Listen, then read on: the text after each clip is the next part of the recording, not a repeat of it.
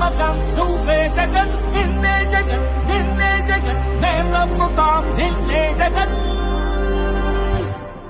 మా నమ్మకం నువ్వే జగన్ మేం నమ్ముతాం నిన్నే జగన్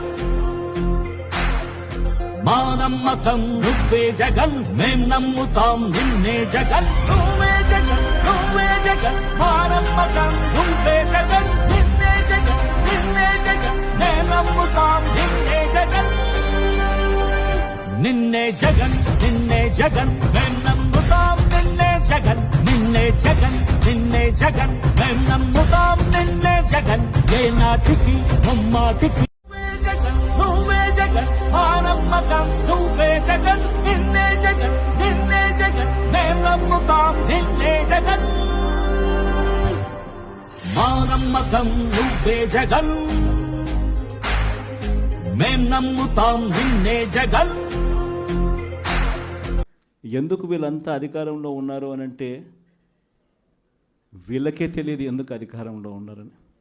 ఒకే ఒక కారణం వీళ్ళంతా అధికారంలో ఉండడానికి, అది దోచుకోవడం, దోచుకున్నది పంచుకొని తినుకోవడం.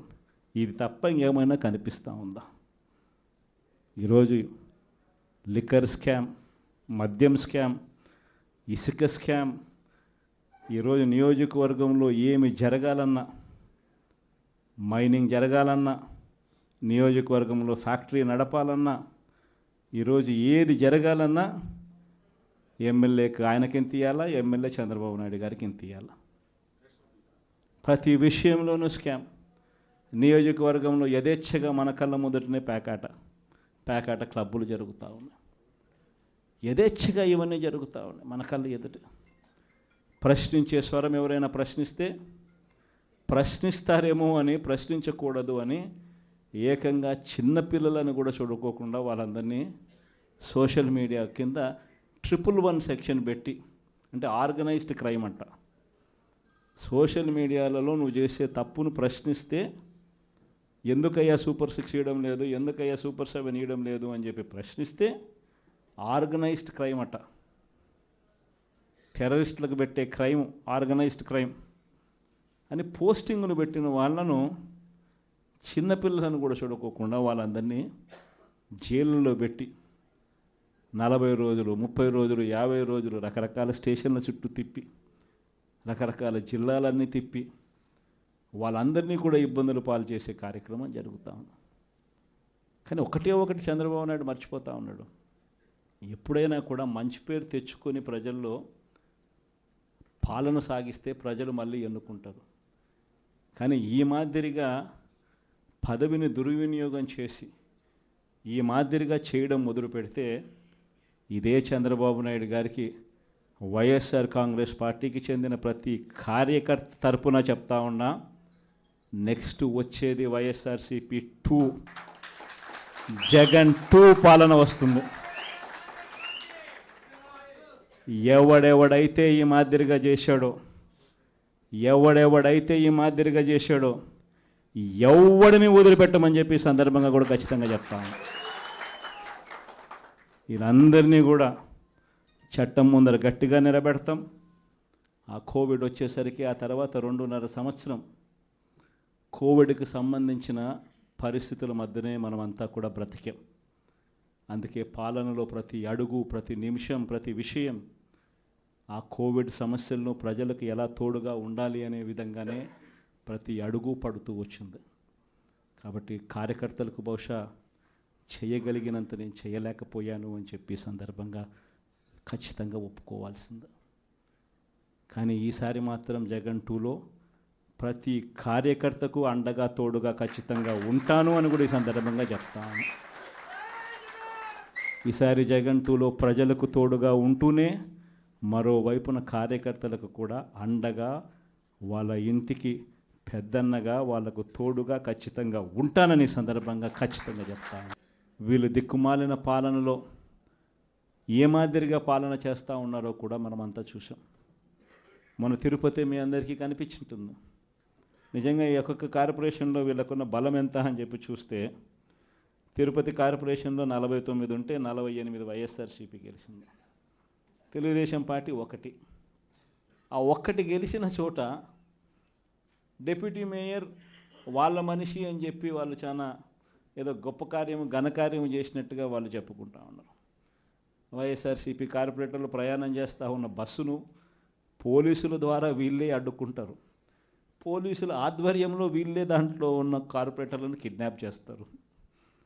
మళ్ళీ వీళ్ళే ఎన్నికల్లో మేమే గెలిచాము అని చెప్పి డిప్యూటీ మేయర్లుగా మావాడే గెలిచాడు అని చెప్పుకునే కార్యక్రమం. ఆ కార్పొరేటర్లు పాపం వచ్చిన తర్వాత వాళ్ళు చెప్పిన గాథలు మీడియా సమక్షంలో మనం అంతా కూడా చూసాం. ఇదే మాదిరిగా ఏలూరు కార్పొరేషన్ 50 డివిజన్ ఉంటే అందులో 47 వైఎస్ఆర్సీపీ, తెలుగుదేశంకి వచ్చింది 3. నెల్లూరు కార్పొరేషన్ 54 డివిజన్ ఉంటే 54 వైఎస్ఆర్సీపీని. హిందూపురం మున్సిపాలిటీ బాలకృష్ణ కనిపిస్తాడు, చంద్రబాబు నాయుడు బావమరిది, ఆయన ఏదో ఘనకార్యంగా చెప్తాడు. 38 డివిజన్లు ఉంటే వైఎస్ఆర్సీపీకి 29 డివిజన్లు వచ్చినాయి. తెలుగుదేశంకి వచ్చింది కేవలం 6. దాంట్లో ఏదో పదవి ఏదో వచ్చిందని చెప్పి ఘనకార్యంగా చెప్పుకుంటా ఉన్నారు. పాలకొండలో 20 ఉంటే 17 వైఎస్ఆర్ కాంగ్రెస్ పార్టీ, 3 టీడీపీ. అక్కడేమో వైఎస్ఆర్ కాంగ్రెస్ పార్టీ వాళ్ళు ఎవరిని కూడా వీళ్ళు ఒక్కరిని కూడా లాగలేకపోయారు. సో వెంటనే ఏం చేశారు? Post phone. తుని 30 ఉంటే 30కి 30 వైఎస్ఆర్సీపీ. తెలుగుదేశం పార్టీకి ఒక్కడు కూడా లేడు. ఆడ కూడా ఉద్రిక్తత పరిస్థితుల మధ్య ఎలక్షన్ పోస్ట్ పోన్ అంట. పిడుగురాళ్ళ మున్సిపాలిటీ 33కి 33 వైఎస్ఆర్సీపీని, ఈడ కూడా election post phone. Nuzvid municipality 32 ఉంటే 25 వైఎస్ఆర్సీపీ, 7 టీడీపీ. బుచ్చిరెడ్డిపాలెం 20 ఉంటే వైఎస్ఆర్సీపీకి 18, టీడీపీకి 2. నందిగా మున్సిపాలిటీ 20 ఉంటే వైఎస్ఆర్సీపీకి 13, టీడీపీకి 6. చివరికి గుంటూరులో కూడా 57లో 46 వైఎస్ఆర్సీపీ, టీడీపీకి 9, ఆ కూటమికి 2. దీంట్లో కూడా అవిశ్వాసం పెడతారంట, మేయర్ని దింపేస్తారంట, ఫలానోడు ఇంకొకడు అని చెప్పి మేయర్ పేరు కూడా అనౌన్స్ చేస్తున్నారు. నిజంగా ప్రజాస్వామ్యం అనేది ఎక్కడుంది అని అడుగుతా ఉన్నా. ఇదే మీ అందరికీ గుర్తుందా? ఇవన్నీ ఎలక్షన్లన్నీ ఇవన్నీ లోకల్ బాడీ ఎలక్షన్స్ మన ప్రభుత్వం ఏర్పడ్డాక 3 సంవత్సరాల తర్వాత జరిగింది. అంటే కోవిడ్ నుంచి బయటపడిన తర్వాత ఎన్నికలు జరిగాయి. ప్రజలు అటువంటి ఎన్నికల్లో వైఎస్ఆర్ కాంగ్రెస్ పార్టీకి ఇలాంటి నెంబర్లతో ప్రజలు పట్టం కట్టారు. అంత బాగా పరిపాలన చేశాము అని చెప్పి ప్రజలు పట్టం కట్టారు. ఈరోజు మీరు చేస్తూ ఉన్న ఈ తప్పుడు సాంప్రదాయం ఎంత దారుణమైన తప్పుడు సాంప్రదాయం అంటే, రేపొద్దున ఎవడన్నా ఎన్నిక కాండి ప్రభుత్వంలో ఉన్న వాళ్ళు రేపొద్దున ఇదే పద్ధతిలో పోలీసులు పెడతారు, కిడ్నాపులు, ఇదే పరిస్థితులు ఎత్తుకొని పోవడాలు, ఇదే పరిస్థితిలో ఎవడన్నా ఏమన్నా గెలుసు, ఏమన్నా జరుగు, ఏమన్నా అయ్యి లాస్ట్కి ఏమో చైర్మన్లు ఏమో అధికారంలో ఉన్న పార్టీ వాళ్ళు చైర్మన్లు. ఇదే ప్రజాస్వామ్యం, ఇదే మనకు కావాల్సిన ప్రజాస్వామ్యం. అందరూ కూడా ఆలోచన చేయాలి. ఇలాంటి రాజ్యం పోవాలి, ప్రజాస్వామ్యం నిలబడాలి, మనలో వ్యక్తిత్వం అనేది పైకి రావాలి, విలువలు విశ్వసనీయతతో కూడిన రాజకీయాలు మళ్ళీ ఎదగాలి. ఫలానోడు మా నాయకుడు, చెప్పిన ప్రతి మాట నెరవేర్చాడు, ఇతనే మా నాయకుడు అని చెప్పుకునే విధంగా ప్రజలు గొప్పగా చెప్పుకునే విధంగా నాయకత్వం రావాలి. కార్యకర్త కాలర్ ఎగిరేసి చెప్పుకునే విధంగా నాయకత్వం పెరగాలి, ఎదగాలి. ఇది వైఎస్ఆర్ కాంగ్రెస్ పార్టీ ఐడియాలజీ. దీనికి కట్టుబడినాం, ప్రజలకు గొప్ప పాలన అందించాం. రాబోయే రోజుల్లో ఈసారి ప్రజలు మన పాలన చూశారు, చంద్రబాబు నాయుడు పాలన చూశారు. మళ్ళీ వైఎస్ఆర్ కాంగ్రెస్ పార్టీ ఒకసారి ఎన్నికైతే ఈసారి మాత్రం వైఎస్ఆర్ కాంగ్రెస్ పార్టీని ప్రజలు పోగొట్టుకోకుండా మరో 30 సంవత్సరాలు కన్సిస్టెంట్గా మళ్ళీ అదే పాలనని ఎన్నుకుంటారన్న నమ్మకం, విశ్వాసం నాకున్నాయి.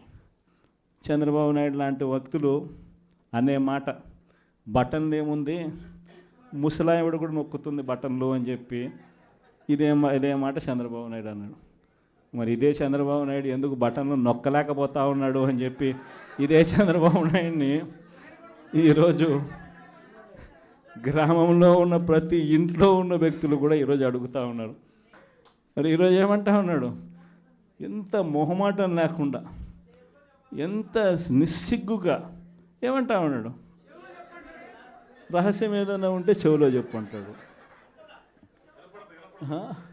ఇంకా ఏమంటాడు, బటన్లు నొక్కిన జగన్ను పంపించినారు ప్రజలు, బటన్లు నొక్కిన కేజ్రీవాల్ను పంపించినారు, బటన్ల టైం అయిపోయింది అంటున్నాడు. అంటే మొహమాటం లేకుండా నిస్సిగ్గుగా ఇంత దారుణంగా అబద్ధాలు చెప్పి మోసం చేసి అధికారంలోకి వచ్చిన వ్యక్తిని, ఈ వ్యక్తిని చీటర్ అంటామా, 420 కేసు పెట్టాల్సిన కేసు కాదా ఇది అని చెప్పి నేను అడుగుతా ఉన్నాను. అందరం కలిసికట్టుగా ఈ ప్రభుత్వాన్ని గట్టిగా బంగాళాఖాతంలో కలిపే పరిస్థితిలోకి తీసుకొని పోవాలి.